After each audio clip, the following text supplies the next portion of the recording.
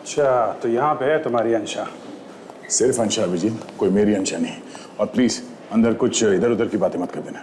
मैं तुम्हें कल लेने जरूर आऊंगा। ठीक है, बाय। नहीं, मैं क्या बोलूँगा, तुम लोग बातें करना, मैं तो देखता रहूँगा। अंदर चलो तो सही।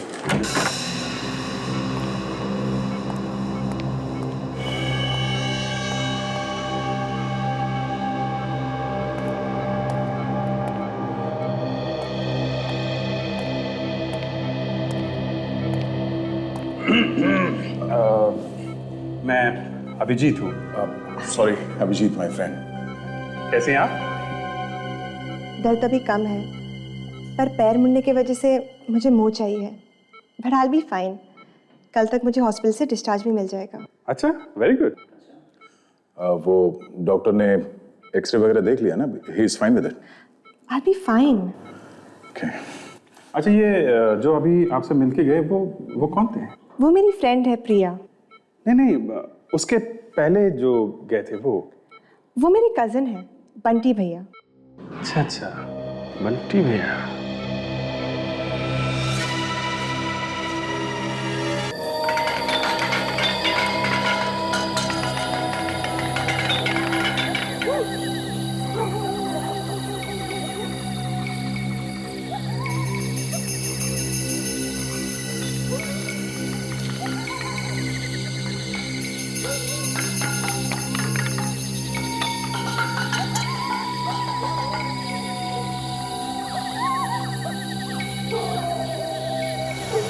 अरे अरे अरे ये कौन है?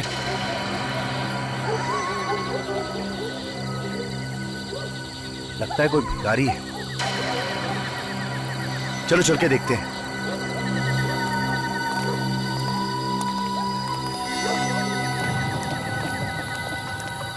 ये बेवड़ा, चल उठ, तेरा टाइम खत्म हो गया है। चल निकल यहाँ से। ठीक है, लोड़ा क्या लगता है? अरे करना क्या है? सीआईडी को फोन कर दे।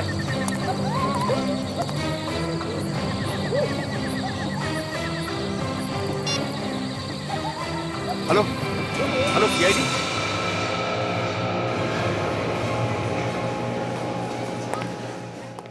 इस मोबाइल के बैटरी ने तो परेशान कर दिया है।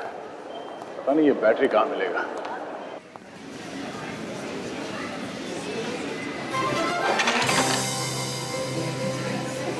I am so sorry. मैं कर लूँगी। नहीं, इट्स ओके।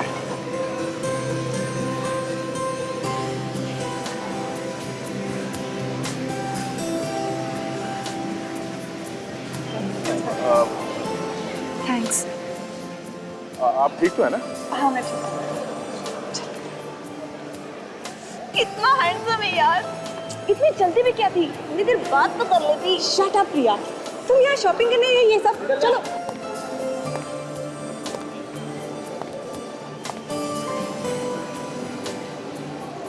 माय गॉड, मैं क्यों आया था यहाँ? ओह हाँ, फोन की बैटरी। शायद ये बैटरी ऊपर मिल जाए। हे, ऊपर चलते ना। हाँ चलो। अरे कितना भी शॉपिंग कर लो कम ही होता है ना। एक काम करते हैं, हम उस दुकान में जाते हैं। मुझे बहुत सारी टॉप्स खरीदने। ए वहाँ पे भी जाके देखते हैं ना।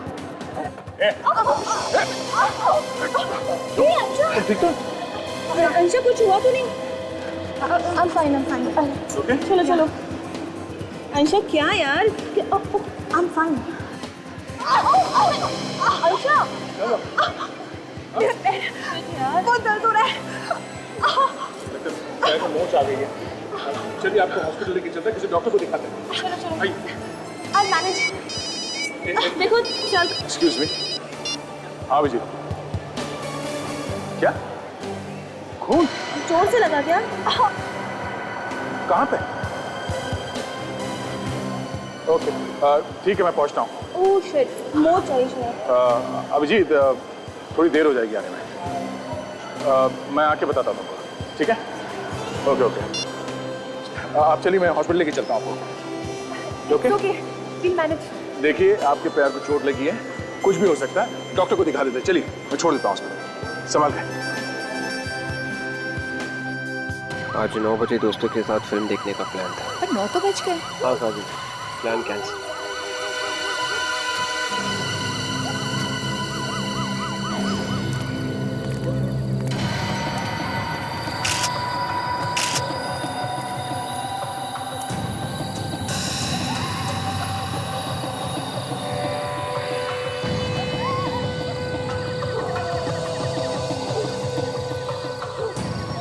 कितने बजे देखा था तुम लोगों ने? अभी अभी साहब, जैसे ही देखा आप लोगों को फोन कर दिया।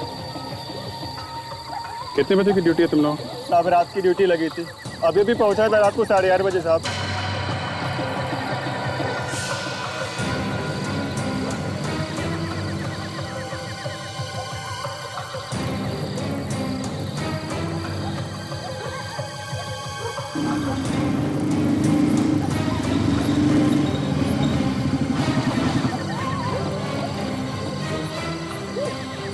आगे तुम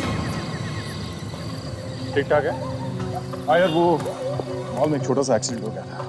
जिसका एक्सीडेंट हुआ उसे हॉस्पिटल में छोड़ के आया।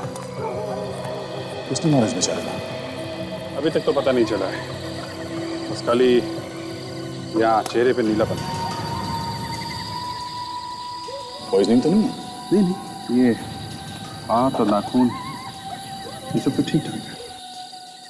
खाली यहाँ गले में ये देखा कैसा निशान, अजीब सा डिजाइन बना हुआ है। पता नहीं किस चीज से गला घोल दिया। ये है कौन, देखते हैं।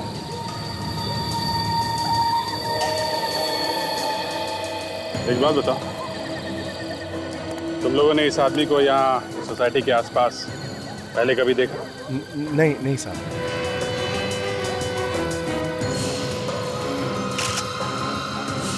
सीनियर सिटीजन अभिजीत, आधा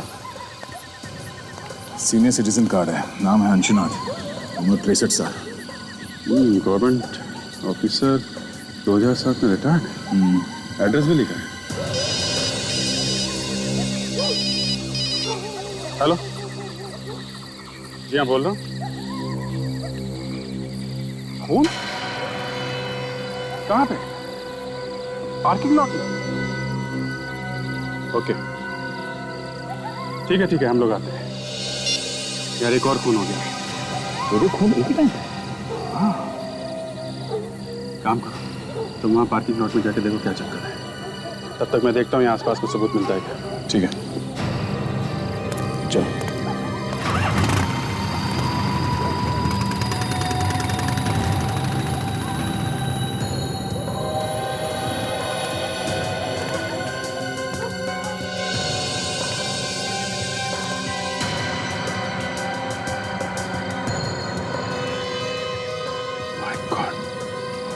ये क्या चक्कर है?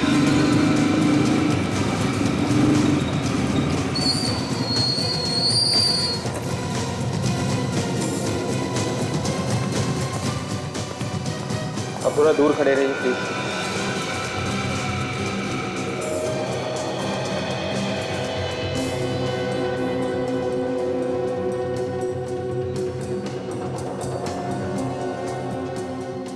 तुमने कब देखा इस लाश को? मैं नाइट की ड्यूटी करता हूँ।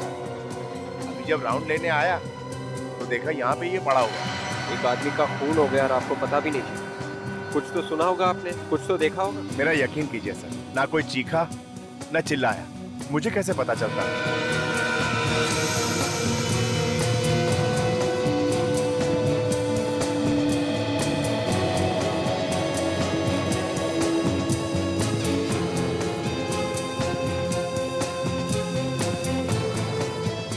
टायर के निशान काफी गहरे हैं।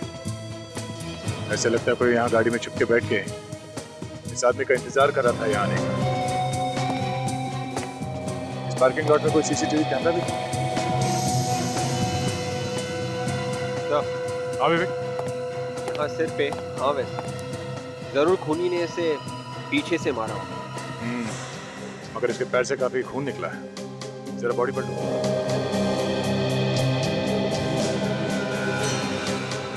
ये तो केशव सर है, इसी बिल्डिंग में इनका ऑफिस है सर। अच्छा देखा विवेक, इसके जान की नस काटी है। शायद इस नस काटने की वजह से इतना सारा खून बह गया और उसी की वजह से इसकी मौत हो गई। मतलब सर खूनी ने इसके पैर की नस काटी और उससे सिर पे भी मारा, मगर कोई ऐसा करेगा क्यों? और इस आदमी ने मरने से पहले चिल्लाया क्यों नहीं? ये बात मेरी समझ में भी नहीं आ रही विवेक। कुछ तो गड़बड़ है इस खून में। अब इसका जवाब तो डॉक्टर सालुंके ही देंगे।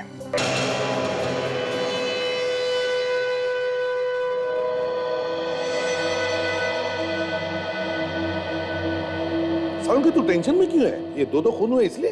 अरे मुझे क्या टेंशन है भाई, मैं अपनी लैब में खड़ा हूं।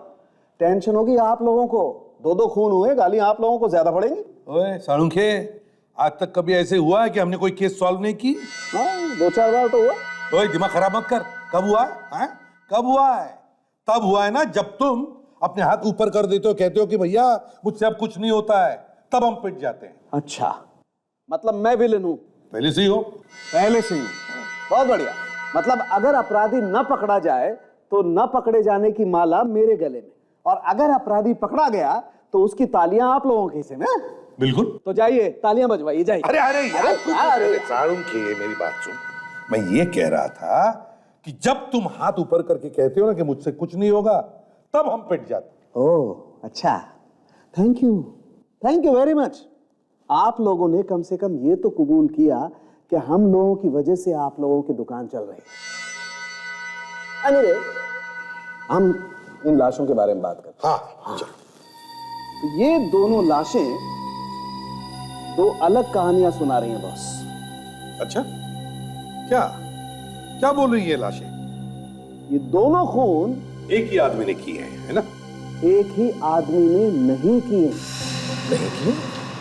सर ये तो हमें पहले से मालूम है कि इस आदमी का गला घोट के मारा गया है। किसी ऐसी चीज से मारा गया जिसके ऊपर डिजाइन बना हुआ था, वो डिजाइन इसके गले पे आ गया। बिल्कुल दया, खूनी ने अपनी तरफ से बहुत ज्यादा होशियारी दिखाने की कोशिश की। उसे लगा कि कहीं उसकी उंगलियों के निशान इस आदमी की गर्दन पे ना आ जाएं, इसलिए उसने अपने हाथों का इस्तेमाल नहीं किया, किसी और चीज का इस्तेमाल। ये भी तो हो सकता है कि उसमें उतनी ताकत नहीं थी गला घोटने की, जिसकी वजह से उसने किसी और चीज से गला घोट दिया। हो सकता है, ये भी हो सकता है।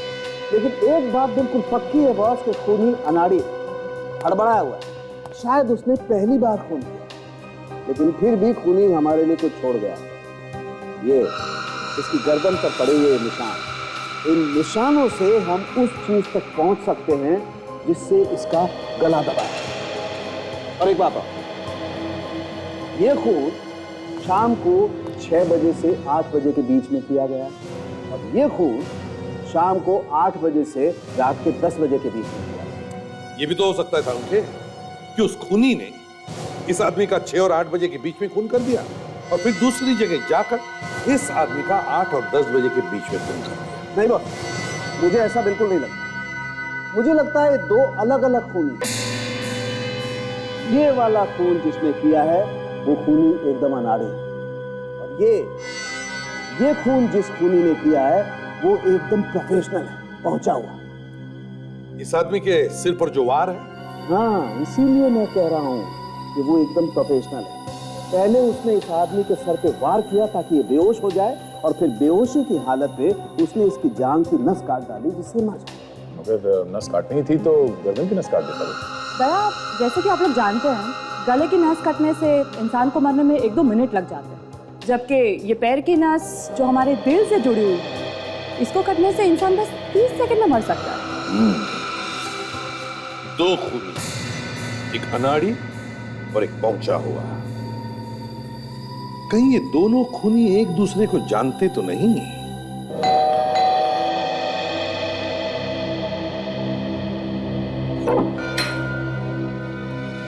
जी हम लोग सीआईडी से और अंशुनाथ जी के खून के बारे में पूछताछ करनी। जी, मैं उनकी बेटी हूँ। आइए अंदर आइए। Thank you. घर में और कौन कौन रहता है? ये मेरे पति रजत है, हम लोग मम्मी पापा के साथ ही रहते हैं। ओह, आपकी मम्मी कहाँ है? वो मंदिर गई है पापा के लिए हवन करने, बस अभी आती होगी। ये आपकी मम्मी हवन करवाने अकेली गई है? जी, एक्चुअली पापा इन्हें ज्यादा पसंद नहीं करते थे। मैंने उनके मर्जी के खिलाफ जाकर रजत जी से शादी की थी, इसीलिए मम्मी ने उनके आत्मा की शांति के लिए रजत को हर पूजा और हवन से दूर रहने के लिए कहा। तो इसीलिए अकेली गई हैं हवन करवाने के लिए? जी सर, मरने के बाद कोई किसी से नाराज कैसे रह सकता है?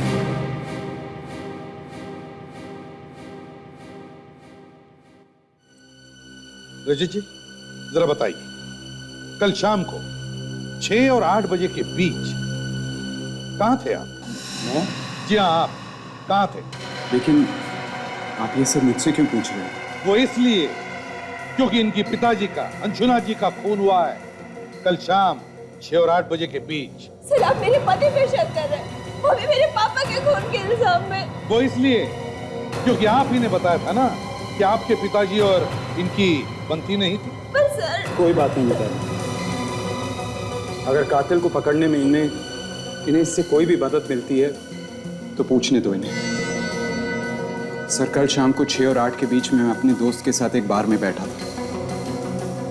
वहां का बिल शायद अभी भी मेरी बैंक में है, मैं लेके आता हूं। जल्दी।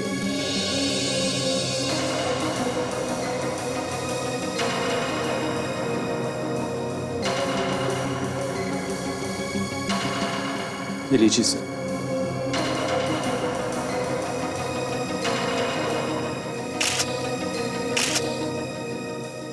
काजल, एक बात और है, शायद इससे आपको कुछ मदद मिले। बताइए। पापा ने काफी लोगों को पैसे उधार दे रखे थे और उनमें से कोई भी उन्हें पैसे लौटा नहीं रहा था। पापा इस बात को लेकर काफी परेशान थे। पैसे उधार दिए थे? किसे? कौन थे वो लोग, जानती हैं आप? वो सब पापा के पुराने दोस्त थे। वो किसी आश्रम में हर फ्राइडे की रात को मिलते थे। अच्छा, कहाँ है ये आश्रम? ये वर्ली की किसी जगह पर है सर। अंशुना जी के पुराने दोस्त जिनको उन्होंने पैसे उधार दिए और फिर हर शुक्रवार को एक आश्रम में मिलते हैं वर्ली में। इस आश्रम में जाकर देखना पड़ेगा।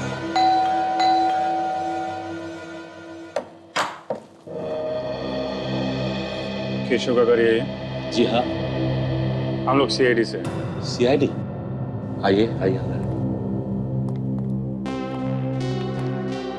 साहब, ये लोग सीआईडी से हैं, आप लोगों से मिलना चाहते हैं। जी कहिए।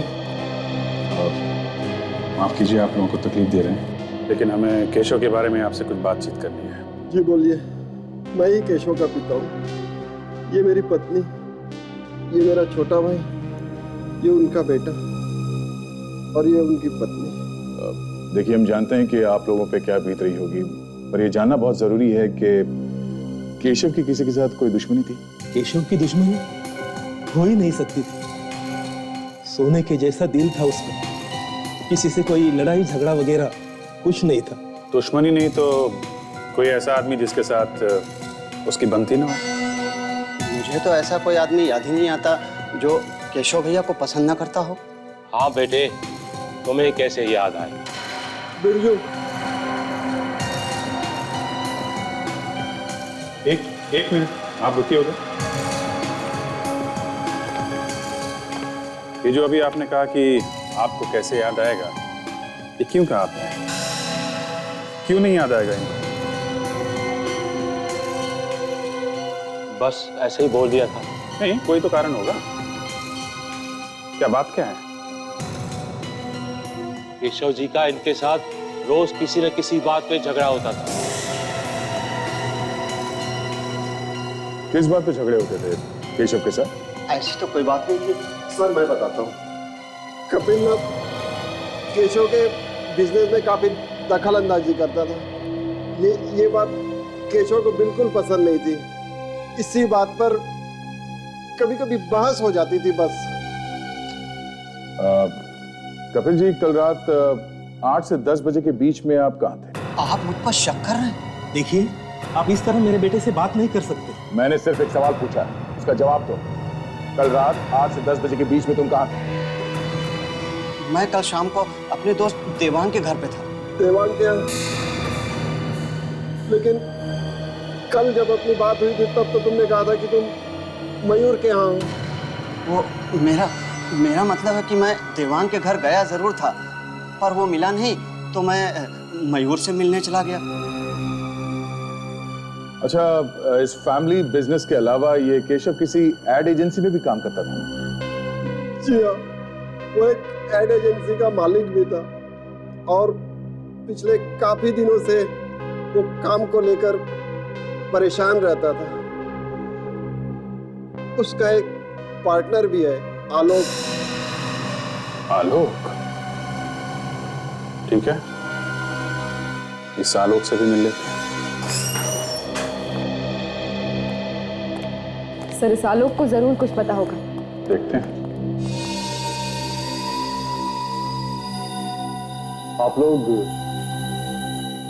आप मिस्टर आलोक हैं? यस, आप लोग? हम लोग सीआईडी से हैं।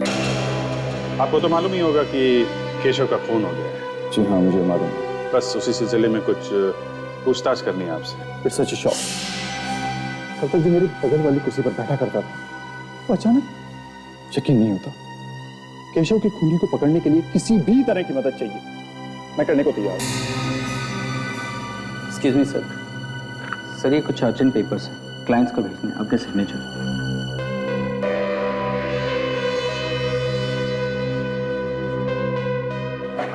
Thank you. आलोक जी, आप कल शाम 6 और 8 बजे के बीच में एग्जैक्टली कहाँ पे थे? मैं कल सीधा ऑफिस से जिम चला गया था। तकरीबन रात के 10 बजे तक मैं वहीं था। अगर ये सब आप मुझसे क्यों पूछ रहे हैं? खून का मामला है। जब तक कोई ठोस सबूत नहीं मिल जाता, हम सब पे शक करते हैं। अगर मैं केशव के पिता से मिले थे, उन्होंने बताया कि पिछले कुछ दिनों से वो ऑफिस के काम को लेकर काफी परेशान है। ऐसी क्या बात? सर, टेंशन किस बिजनेस में नहीं है? कोई छोटी मोटी होगी चीज, मुझे पता नहीं वो किस बात से परेशान है। ऐसे आपका जिम कहाँ है? अंधेरी में। मैं आपको कार्ड देता हूँ, आप चाहें तो वहां जाकर पता कर सकते हैं। खैर वो तो हम लोग पता लगा ही लेंगे। फिलहाल के लिए थैंक यू। जरूरत पड़ी तो आपको दोबारा परेशान करेंगे। जी जरूर।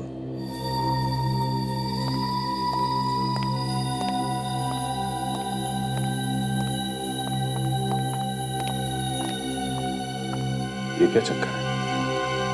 ताशा, देखो सुना।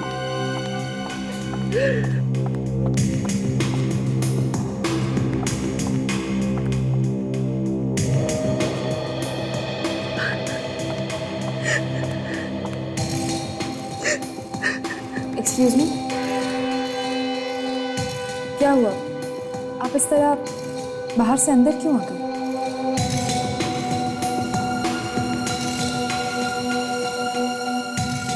आप काफी परेशान लग रही हैं।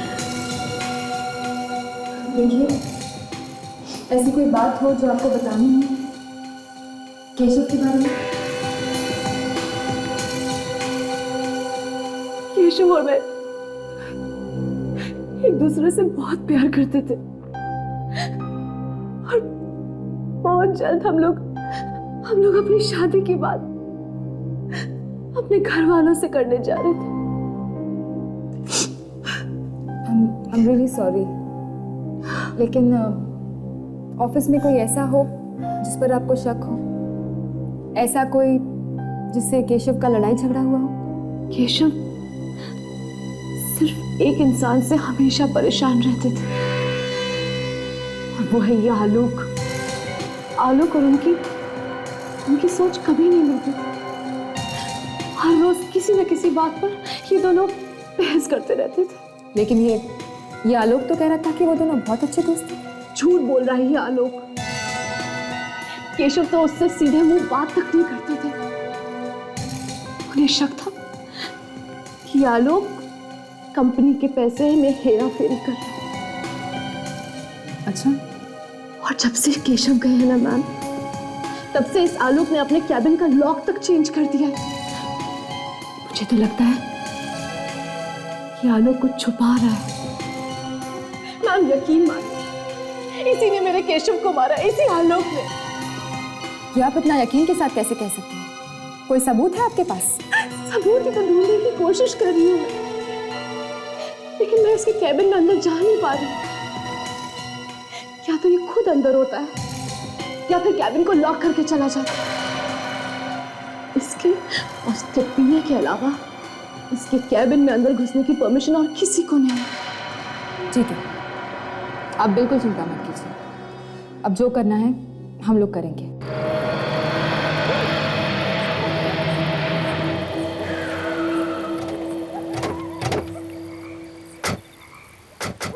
तो यही वो आश्रम है जहाँ अंशुनाथ जी अपने दोस्तों से मिलने हर शुक्रवार की शाम को आया करते थे। रुको रुको, ये आश्रम है जूते पहन के जाओगे तो पाप लगेगा। हमें जूते उतार के अंदर जाना चाहिए। ठीक, चलो।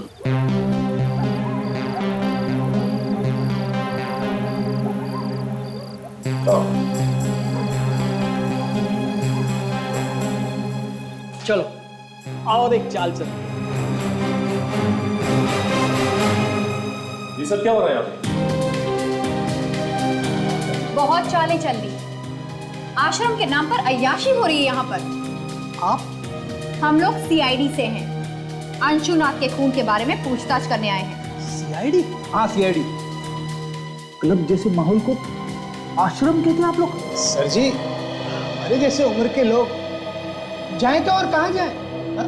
हम सब रिटायर्ड लोग हैं। अब अगर घर पर बोलेंगे ताश खेलने जा रहे हैं तो बहू बेटे क्या समझेंगे? हाँ, देखिए, इसीलिए आश्रम का बहाना देकर हम हफ्ते में एक बार यहाँ आते हैं, हंसते हैं, खाते हैं, जीते हैं और कभी कभी पी लेते हैं। वो सब तो ठीक है, लेकिन आपके बीच से आपके एक दोस्त अंशुनाथ जी गुजर गए। आप लोगों ने हफ्ते भर के लिए भी ये हंसना खेलना बंद नहीं किया?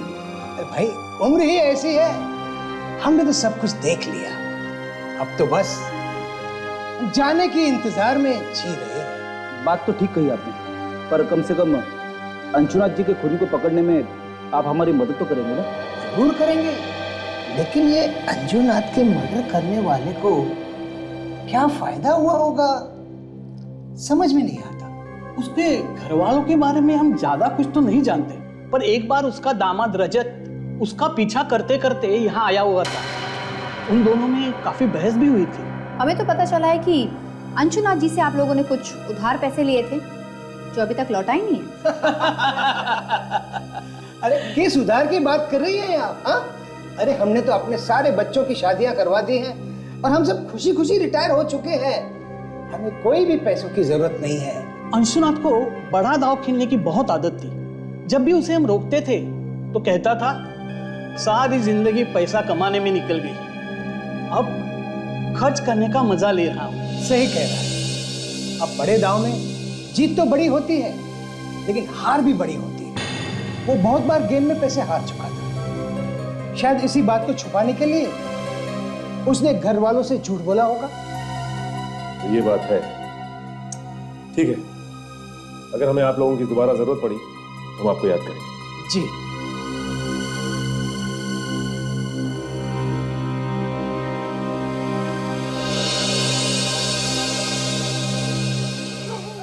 इस रजत को आश्रम की बात पता थी, इसने हमें घर पे क्यों नहीं बताया? हाँ, अगर पहले बता देता तो जूता उतारने की बेवकूफी ना करते। सब हो ना हो, ये रजत हमसे जरूर कुछ ना कुछ छुपा रहा है। रजत, ये रजत काफी टेढ़ा आदमी लगता है। संगीत बार में से पता चला है कि उस शाम को 6 बजे से लेकर 8 बजे के बीच ये रजत वहीं पर बैठ कर ड्रिंक कर रहा था। वहां पर एक बारटेंडर है सर, जिसका नाम है समीर। उसने कहा कि वही उसे ड्रिंक सर्व कर रहा था। ओह, 6 और 8 बजे के बीच रजत बार में ही था। अच्छा सर, हम लोग आलोक के जिम से आ रहे हैं। वहां पता चला कि जिस रात खून हुआ था आलोक 8 से 10 बजे के बीच जिम में ही था, उसके इंस्ट्रक्टर ने बताया है। काजल ने अभी बताया कि रजत उस रात 6 और 8 बजे के बीच संगीन बार में था, और अब तुम कह रहे हो कि आलोक उस रात 8 और 10 बजे के बीच जिम में था। बड़े अच्छे तरीके से बचाव किया इन दोनों ने अपने आप का। हाँ सर, एक बोल रहा है कि वो जिम में था 8 से 10 बजे के बीच में, और दूसरा बोल रहा है कि वो बार में बैठा था 6 से 8 के बीच में, और दोनों खून उसी समय। सर एक और बात है। क्या? जब हम लोग आलोक के ऑफिस गए थे तो वहां हमें केशव की गर्लफ्रेंड मिली थी, अनन्या, और अनन्या ने ताशा को बताया कि आलोक ने अपने ऑफिस में कुछ छुपाने की कोशिश की। केशव की गर्लफ्रेंड अनन्या ने बताया कि आलोक अपने ऑफिस के कैबिन में कुछ छुपाने की कोशिश कर रहा है। क्यों? और उसने ये भी बताया सर कि केशव की मौत के बाद आलोक ने कैबिन के ताले बदल दिए। उसके बाद कोई भी आ जा नहीं सकता सिवाय एक आदमी। कौन? कौन है वो? सर आलोक का पीए, सिर्फ वही कैबिन में आ जा सकता है। तो जब तुम लोग उसके ऑफिस में गए तब उसके कैबिन में गए थे? नहीं सर, एक्चुअली आलोक हमें केबिन के बाहर ही मिला। गड़बड़ है अभी, कुछ तो गड़बड़ है। ऐसी कौन सी चीज है जो ये आलोक सबकी नजरों से छुपाना चाहता है? इसके कैबिन की तलाशी लेनी चाहिए। अगर सीधे उंगली से घी नहीं निकला तो टेढ़ी उंगली से निकालो। पंचायत चल रहा है, ज्यादा लोग दिख नहीं रहे हैं, सावधानी से काम कर लेना, इसी बीच में करना है, समझे? रेडी हो ना? सामने जो आदमी आ रहा है वो आलोक का पीए है सर। उसके पास आलोक के कैबिन की चाबी होगी जिससे दरवाजा खुलेगा। चाबी दिख रही है, उसके कमर पे लटकी हुई है। तुम पीछे जाओ।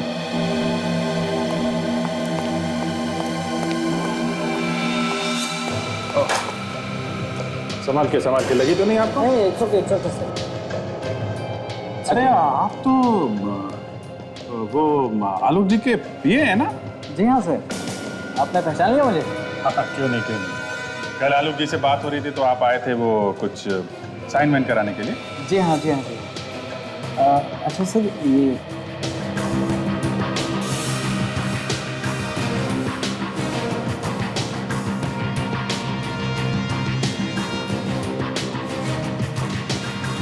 उन्होंने थोड़ी ना सोचा होगा कि पार्किंग लॉट में कोई बैठा हुआ है, उनका खून करने के लिए उनका इंतजार करना है।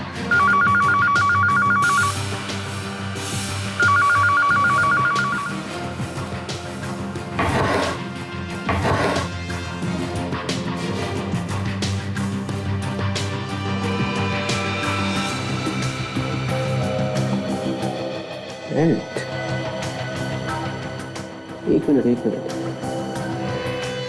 बेल्ट का पैटर्न बिल्कुल वैसा ही है जैसा हमें अंशुनाथ के गले पे मिला। 9 बजे आ जाते थे? जी हाँ। और किस प्रोजेक्ट पे काम चल रहा था? अभी तो फिलहाल दिवाली के लिए कुछ खास एड डिजाइन कर रहे थे, वो खत्म होते ही क्रिसमस और न्यू ईयर के लिए कुछ प्लानिंग चल रही है। वैसे केशव सर ने एक अभी फ्रेश एड बनाया था। नहीं, मत बताना। टीवी में देखूंगा ना फ्रेश तो अच्छा लगेगा। वैसे भी मेरा काम हो गया है। आपका काम मतलब? नहीं, हो गया, जो पूछना था वो हो गया। अच्छा। आप जरूरत पड़ेगी तो आपसे दोबारा मिल लूंगा। Most welcome sir, no problem. ये कार्ड आपका गिरा है क्या? हाँ, उठा लीजिए।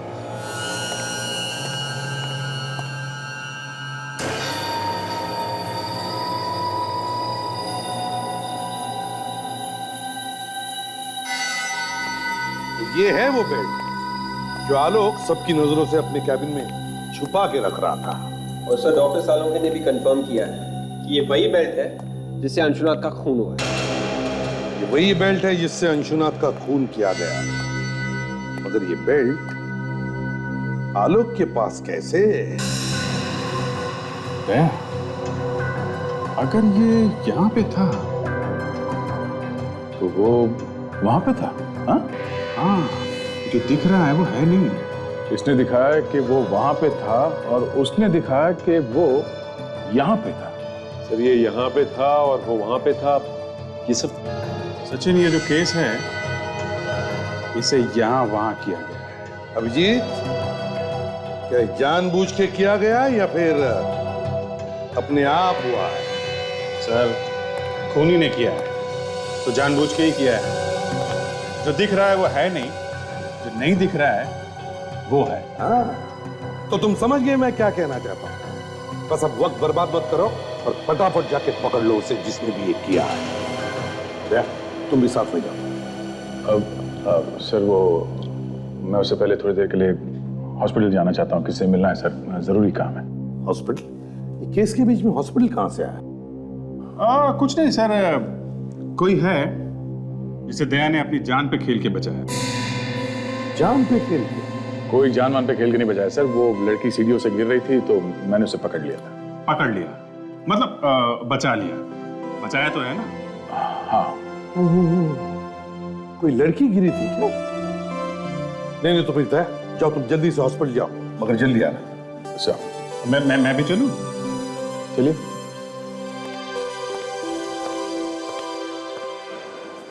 अच्छा, तो यहाँ पे है तुम्हारी अंशा। सिर्फ अंशा अभिजीत, कोई मेरी अंशा नहीं। और प्लीज अंदर कुछ इधर उधर की बातें मत कर देना। मैं तुम्हें कल लेने जरूर आऊंगा। ठीक है, बाय। नहीं, मैं क्या बोलूंगा, तुम लोग बातें करना, मैं तो देखता रहूंगा। अंदर चलो तो सही।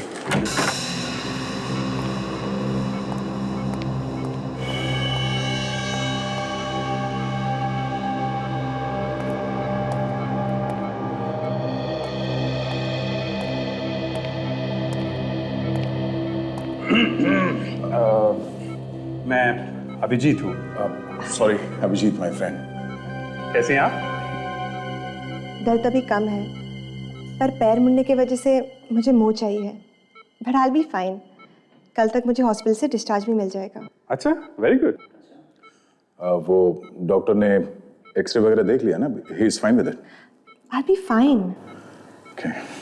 अच्छा, ये जो अभी आपसे मिलके गए वो कौन थे? वो मेरी फ्रेंड है प्रिया। नहीं, उसके पहले जो गए थे वो मेरी कजन है, बंटी भैया। अच्छा, बंटी भैया।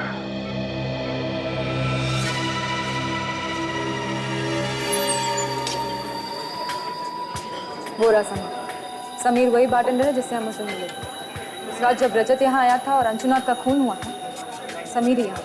अरे मैडम आप? समीर, हमें तुमसे कुछ पूछना है। मैडम, रजत के बारे में जो कुछ भी मुझे मालूम था वो सब कुछ मैंने आपको बता दिया। नहीं रजत नहीं, ये फोटो देखिए। आपने इस आदमी को पहले कभी देखा है? ये तो हमारे रेगुलर कस्टमर है और कुछ ही दिनों से यहाँ पर आने लगे। कुछ ही दिनों से मतलब कब से? करीब 1 महीने पहले हमारे इसी बार के आगे उनकी कार खराब हो गई थी। सब मैकेनिक आने तक यहीं पर आके बैठे थे, तब से हर रोज आना जाना है उनका। ओके। अच्छा, याद करके बताइए, वो आदमी रजत को जानता था?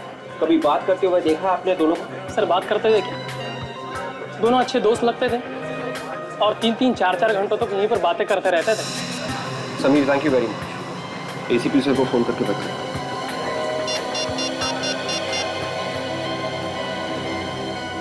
हेलो सर, आपका शक बिल्कुल सही निकला। सर, मैं केशव के खूनी को किसी भी कीमत पर सजा दिलवाना चाहती हूँ और उसके लिए मैं आपकी हर तरीके से मदद करने के लिए तैयार हूँ। गुड। देखो आनंद, उसके खिलाफ सबूत तो हमारे पास है, मगर हम चाहते हैं कि तुम उसे खुद फोन करके यहाँ बुला लो। उससे कहो कि वो सबूत तुम्हारे पास है और तुम एक कीमत पर ही वो लौटाने के लिए तैयार हो। मगर सर, ये तो बहुत... कुछ नहीं होगा, घबराओ मत, समझे? देखो, सबूत ढूंढने की कोशिश करेगा और जब उसे कमरे में सबूत नहीं मिलेगा तो अपने आप को बचाने के लिए भागने की कोशिश करेगा और वो तुम्हारे पास आएगा सबूत लेने के लिए और हमारे जाल में फंस जाएगा, समझे? कुछ नहीं होगा, तुम्हें घबराओ मत। चलो जल्दी से फोन करो उसे। जी सर। करो। हेलो, मैं अनान्या बोल रही हूँ। मुझे पता है कि इस वक्त तुम क्या ढूंढ रहे हो। वो सबूत जो तुम सबसे बचाने की कोशिश कर रहे थे वो अब मेरे पास है और बहुत जल्द मैं उसे सीआईडी के पास भेजने वाली हूँ। अब तुम बच नहीं सकते। सीआईडी? नहीं अनन्या, मेरी बात सुनो, ऐसा मत करो प्लीज। तुम्हें इसकी जो कीमत चाहिए मैं चुकाने के लिए तैयार हूँ। प्लीज सीआईडी के पास मत जाओ। कीमत? वाओ, मेरे बोलने से पहले ही तुमने कीमत की बात छेड़ दी। मुझे तुम्हारे सबूत के लिए पूरे 50 लाख रुपए चाहिए। 50 लाख? देखो, हाँ, रकम की मत सोचो, अपनी जान के बारे में सोचो, वरना बिना टाइम वेस्ट किए मैं सीआईडी के पास चली जाऊंगी, समझे ना? नहीं, ठीक है, मैं तैयार हूँ। मुझे 2 घंटे में मिलो। मैं तुम्हारे पूरे पैसे कैश में दे दूंगा। प्लीज वो सबूत किसी और को मत दिखाना। मैं इतनी बेवकूफ नहीं हूँ। अच्छा, कहाँ मिलना है? मैं तुम्हें जगह का नाम एसएमएस कर दूँ। सर, वो तैयार हो गया, हमें उसे एक जगह का नाम एसएमएस करना होगा। Very good Ananya. अब देखो शिकारी कैसे खुद शिकार बनकर हमारे जाल में फंस जाएगा।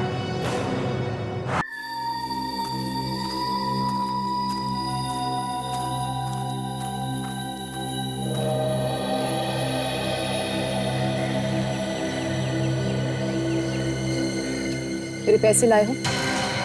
तेरा सामान किधर?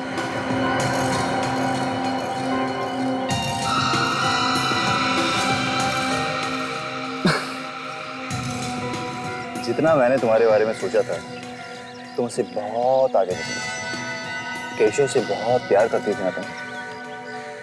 उसी के खून का सबूत बेचने आ गई। वाह रे दुनिया। देखो, मैं यहाँ पर तुम्हारी बकवास सुनने नहीं। कल तक मेरे साथ केशव था, मेरे पास सब कुछ था, लेकिन आज जब वो नहीं है तो मुझे भी तो अपने कल के बारे में सोचना पड़ेगा ही ना। 50 लाख देने वाली हो ना तुम मुझे? हाँ, मगर उसमें थोड़ी सी प्रॉब्लम है। मजबूरी? ये कौन सा नया ड्रामा है? देखो वैसे भी बहुत कुछ हो चुका है। 50 लाख देने को तो मैं तुम्हें अभी दे सकता हूँ, मगर मुझे इस चीज पर यकीन नहीं कि 50 लाख रुपए लेकर तुम सीधे सीआईडी के पास चली जाओगे। मेरा सारा राज तो खुल चुका ना तुम्हारे सामने। क्यों?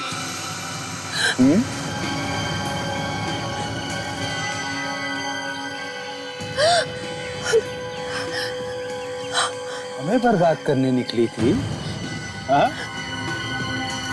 धमकी देती है हमें। Very wrong. तुम लोगों ने केशव को तो खत्म कर ही दिया, अब मुझे मारना चाहते हो? ठीक है, मारो मुझे, मारो गोली। शूटर, गन फेंक दो। तुम दोनों का खेल खत्म हो चुका है, सरेंडर कर दो। अब नीचे, अब नीचे।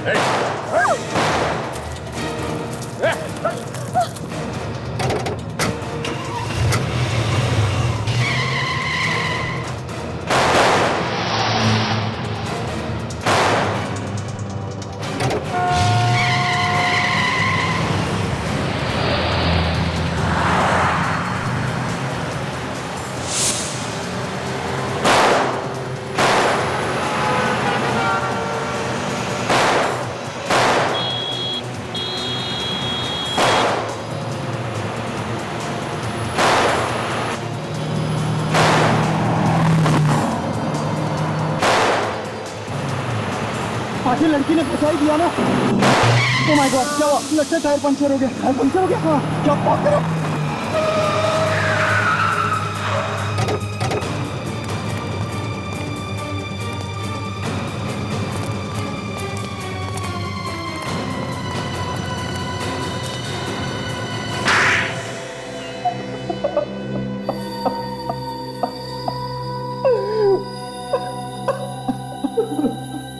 केशव और अंशुनाथ, जिन दो लोगों का खून तुम लोगों ने किया, उनकी लाशें डॉक्टर साळुंखे को कुछ कहानी सुना रही थी। वो कहानी अब हम तुम्हारे मुंह से सुनना चाहते हैं।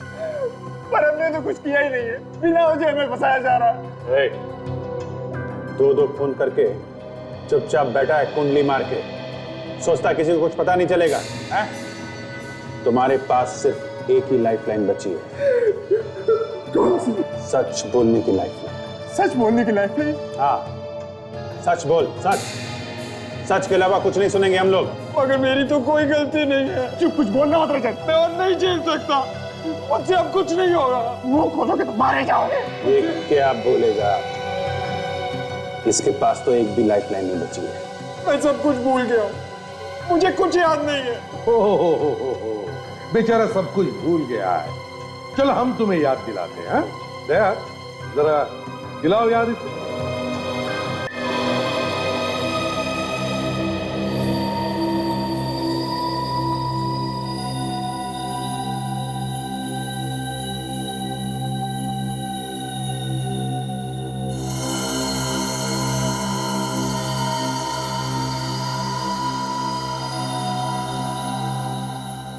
शहर में दो लोगों का खून होता है, दोनों एक दूसरे को नहीं जानते हैं। कोई नई बात नहीं है, ऐसा अक्सर होता है। दोनों का आपस में कोई संबंध नहीं। एक बूढ़ा आदमी रिटायर्ड, दूसरा एक एड एजेंसी का मालिक। दोनों खून दो अलग अलग जगह पे अलग अलग टाइम पे होते हैं।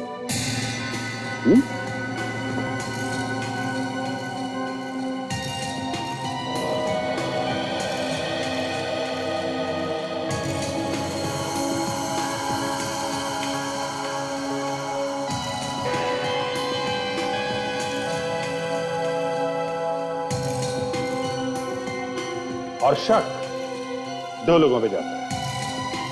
रजत, जिसे बिल्कुल पसंद नहीं है कि अंशुनाथ पैसा उड़ाता है।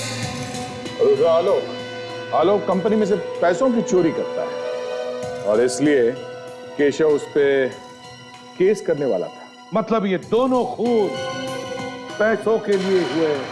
और सबसे मजे की बात यह है सर, जब अंशुनाथ का खून हुआ तब रजत अपने दोस्त के साथ बार में बैठ के दारू पी रहा था। रजत ने अपने आप को बहुत अच्छी तरह से बचा लिया सर। और ये आलोक भी जिम में अपनी बॉडी बना रहा था जब केशव का खून हुआ। इसलिए दोनों ही बच गए। अब पकड़े तो पकड़े किसे, मगर तभी ये बेल्ट मिल गई। ये बेल्ट आलोक हमें तुम्हारे केबिन से मिली, जिसमें वही डिजाइन बनी हुई है जो बदकिस्मती से अंशुनाथ के गले में थी। सच बात तो यह है कि तुम दोनों ने आपस में अपनी पीठ थपथपाई है। लेकिन एक बात समझ में नहीं आ रही है, तुम दोनों मिले कैसे? संगीन बार में। संगीन बार में? इसकी बातों में आ गया था सर, और मैंने अपने हाथों से केशव को मार डाला। मुझसे गलती हो गई, प्लीज मुझे माफ कर दीजिए। वाह, और इन दोनों ने आपस में मिलके एक दूसरे का काम कर दिया सर।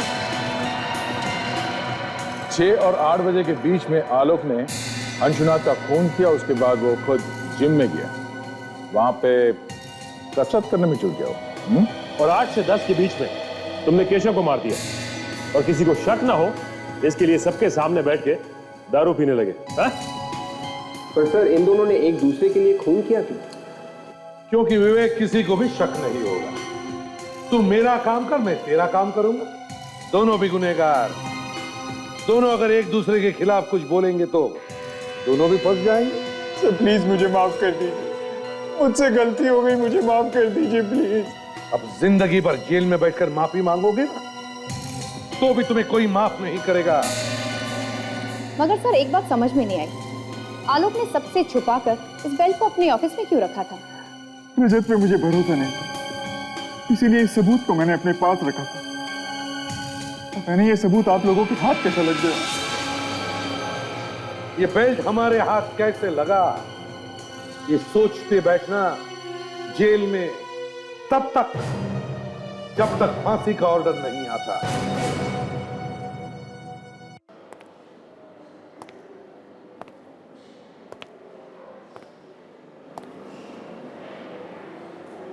क्या हो गया? जी मेरी समझ में नहीं आ रहा है कि मैं क्या करूं और कैसे करूं। क्या समझ में नहीं आ रहा है? किसकी बात कर रहे हो? उसी की बात कर रहा हूं यार, और किसकी बात करूंगा। ये अंशा में ऐसा कुछ है, पता नहीं, बार बार उसी का ख्याल आता है दिमाग में।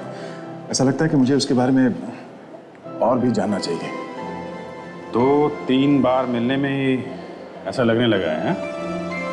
हाँ यार, फिर समझ में भी नहीं आ रहा कि इतनी जल्दी ऐसे कैसे हो गया। जब देखो दिमाग में उसी का ख्याल रहता है। कोई एक अजीब सा कनेक्शन है उसके साथ में। मुझे लगता है कि सिर्फ तुम्हें लगता है या उसे भी ऐसा महसूस हो? पता नहीं यार।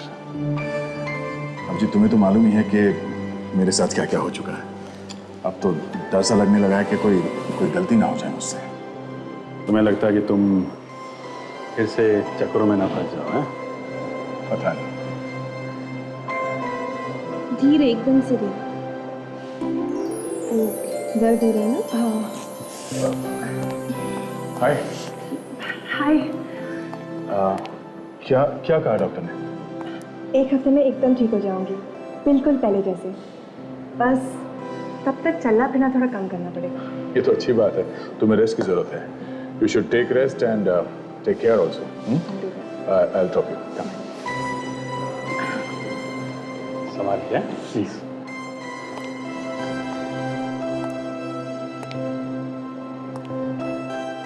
धीरे से वहां जाना।